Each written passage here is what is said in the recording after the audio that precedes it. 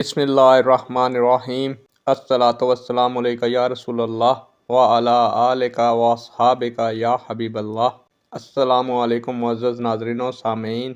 उम्मीद करता हूँ कि आप सब अल्लाह के फ़ज़ल व करम से ठीक हैं और अल्लाह ताला से दुआ करता हूँ कि अल्लाह ताला आप लोगों को खुश व खुर्रम रखे और आप लोगों की तमाम तकालीफ़ परेशानियों को दूर फरमाए।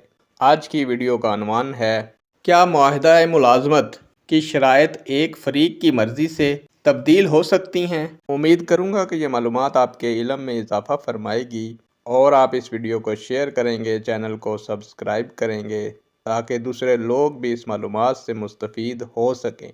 बढ़ते हैं वीडियो की जानिब। प्यारे दोस्तों, अगर इदारे ने मुलाजमत देते वक्त जिन मराहत का ऐलान किया था वो अपने मुलाजमीन को वही मराहत और सहूलियात देने का पाबंद होता है। मुलाजमीन का भी वही मराहत लेने का मुतालबा करना दुरुस्त है। ताहम अगर फ़रीक़ैन बाहमी रज़ामंदी से एक नया मुआहदा कर लेते हैं तो फिर नए मुआहदे की पासदारी लाज़म होगी और पहले आयद करदा शराइत ख़त्म हो जाएंगी। जब तक पहला मुआहदा कायम है, फ़रीक़ैन उसी के मुताबिक मामला करने के पाबंद हैं। नेक दुआओं के साथ आपसे इजाज़त चाहूँगा। अल्लाह ताला आप लोगों का और मेरा हामी व नासिर हो। अल्लाह हाफिज़।